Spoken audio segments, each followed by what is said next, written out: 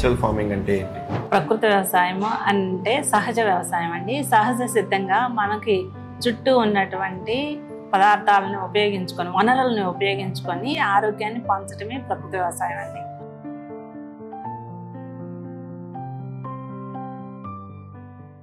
నమస్కారం మేడం. నమస్కారం అండి.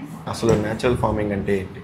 ప్రకృతి వ్యవసాయం అంటే సహజ వ్యవసాయం అండి. సహజ సిద్ధంగా మనకి చుట్టూ ఉన్నటువంటి పదార్థాలను ఉపయోగించుకొని, వనరులను ఉపయోగించుకొని రసాయనిక ఎరువులు, రసాయనిక పురుగు మందులు ఏమాత్రం ఉపయోగించకుండా భూసారాన్ని పెంపొందించుకుంటూ, భూమిలో కార్బన్ శాతాన్ని పెంచుకుంటూ, మొక్కలకి కావలసిన అన్ని పోషకాలను కూడా సహజ సిద్ధంగా నేల ద్వారా అందించి ఆరోగ్యవంతమైన పంటలను పండించి అందరికీ ఆరోగ్యవంతమైన ఆహార పదార్థాలను అందించి ఆరోగ్యాన్ని పంచడమే ప్రకృతి వ్యవసాయం అండి.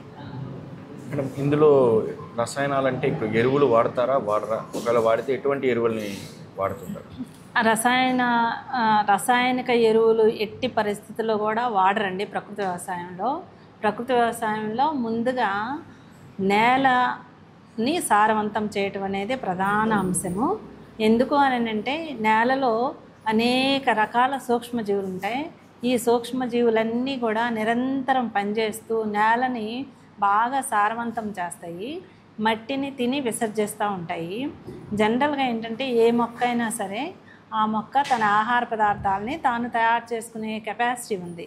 గాలిలో ఉన్నటువంటి కార్బన్ డైఆక్సైడ్ని అంతా కూడా ఆకుల ద్వారా గ్రహించి, సూర్యుని నుంచి సూర్యరశ్మిని గ్రహించి, వేర్ల నుంచి నీటిని గ్రహించి, కిరణజన్య సంయోగ క్రియ జరిపి మొక్కలు పిండి పదార్థాలను తయారు చేసుకుంటాయి.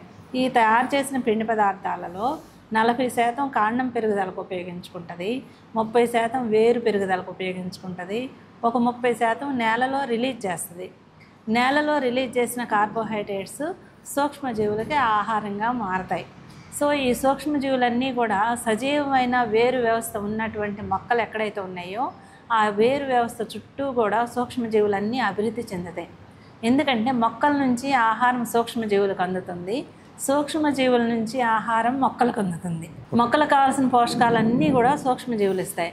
ఎప్పుడైతే ఈ విధంగా మనం 365 రోజులు పొలాల్లో ఏదో ఒక పంటతో కప్పి ఉంచడం వల్ల నేలలో ఉన్న అనేక రకాల సూక్ష్మజీవులన్నీ యాక్టివేట్ అయ్యి మనం తర్వాత పంటకి కావలసిన పోషకాలన్నీ కూడా నేల నుంచే మొక్కలు తీసుకుంటాయి.